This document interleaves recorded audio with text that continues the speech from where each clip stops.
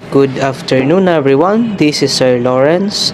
So today, I will show you on how to use Google Classroom using mobile phones. So here we have two ways on how to use this one. Okay, so we can use Google Classroom through application or the app itself, or by using Chrome or any browser that you have. So you can download the Google Classroom app on your mobile devices through Google Play Store, or if you are using iOS, you may refer to App Store. So let's start. So in this video, I will show you on how to use Google Classroom using mobile phones, from creating a class to submitting assignments. So ano nga ba ang Google Classroom, di ba? So let's talk about first. Ano nga ba ito? So ang Google Classroom po ay isang cloud-based platform from Google wherein pwede itong gamitin sa mga online learning or distance learning na tinatawag. So with the use of Google Classroom, paperless na din yung assignment and easy communication lang po on the part of the teacher and also the students. So hindi lamang po ito limitado na gamitin with the use of mobile phones, but also through tablet or computer if you have computer. So today we will focus first on using G-Class with smartphones. So para po dun sa mga student na walang tablet or computer, dito muna po tayo sa paggamit ng G-Class using your mobile phones or Android phones. So for the teachers like me, pwede po natin gamitin ang Google Classroom sa paggawa ng mga pwedeng assignment, pag-check ng assignment ng students or activities. So dito class or students, meron tayong pwedeng kung paano kayo mag-join sa G-Class. So as a teacher muna tayo ha. So we have here the option join class and create class. So let's click the join class. Here, if you are a student, you can put or enter the class code provided to you by your teacher, and after naman nun, pag na-input nyo na yung class code, you can click enter or check. You can check it, and after nun, join class, you click the join icon. For example, ganito yung link, and then you click the join. Okay? So paano naman kaya yung sa pag-create ng classes? So syempre, click natin yung create class. Yan. And I have read and understand about the notice. Check lang natin yan. And continue. Yan. So dito, meron tayong 4 na sections na kailangan nating i-fill. So ano nga ba yung pwede nating class name? For example, sa akin, I am teaching ethics. So lagyan natin ng ethics. Yun. Section. Kunyari, BA 1D. Room, for example, room 203. Ganon. And subject, ethics. Mali yata tayo sa class name ano nga ba yun? Pwede natin ilagay sa class name. Yan, sabihin na natin 1111. Ganon na lang. So, create natin siya. Click create. Yan.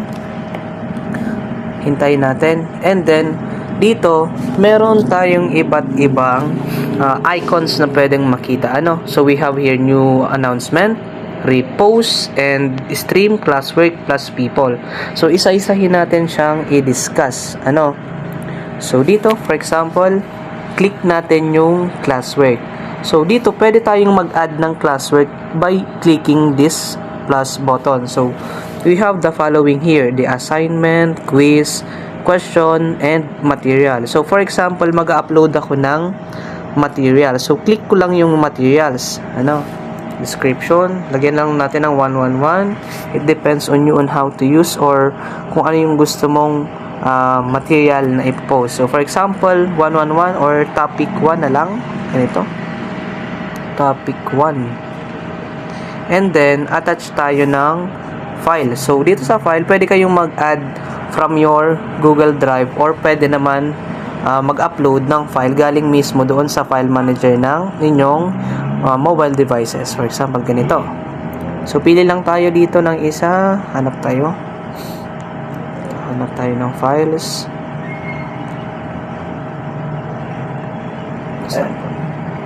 Yan. Natin portfolio.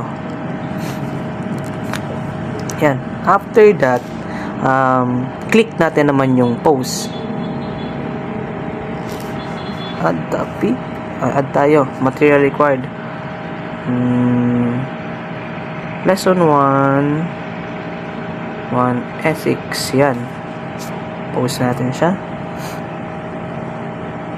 So, we have here now. Pwede pa yata natin itong i-edit. Edit. And then, we can also delete it. Pero okay na to. Check na natin siya. So, ganun lang po mag-add ng assignment. Another one naman, or pwede tayong create ng assignment dito. Kanina kasi yung material kasi siya pala, no? So, dito, lagay lang tayo ng assignment number 1. Then, description, kunyari, create ng essay na lang siguro. An essay about the topic 1. Okay, set due date. Lagay natin 11:59 na 14. Yan. Check. Save. Lagay tayo attachment, syempre. For example, ganito na lang yung pinili natin na photo na lang siya. Kunyari ganyan, upload lang natin, sabay assign. So, same lang naman ang process with the others. Merong iba't ibang pwedeng gamitin dito. Ganyan, same lang siya sa kanya. And sa people, pwede natin dito sa people makikita kung sino ba yung teacher and also the name of the students. And you can also invite your students to this class by clicking invite and then copy link lang siya. Yan. And pwede nyo siyang isend sa GC naman. Okay, so ganun lang siya. Sa stream, dito natin makikita yung mga items or assignments na pinost natin kanina. After natin gawin siya doon sa classwork. Okay? Meron pa tayo itong options, yung 3 slides sa upper left part.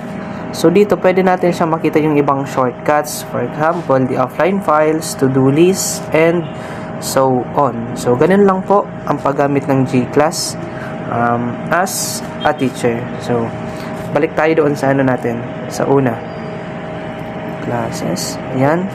So, dito naman, for example, ako naman yung student. So, we have here the activity to be submitted for EdTech Teacher Training Center. So, kunyari, ako yung student, click ko lang yung classwork, ganyan, and then, itong outputs, yan.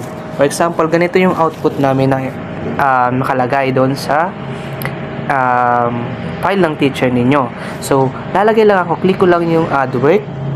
After nun, pwede akong mag-attach ng file from drive, camera, scanner, or upload, pwede din link, or we create na din mismo diretso na dito. So, and after that, pag napasa mo na siya, pag nakapag-add work ka na, kunyari, tapos na yung add work mo, pwede mo na siyang i-submit. Mapapalitan niya ng submit option later.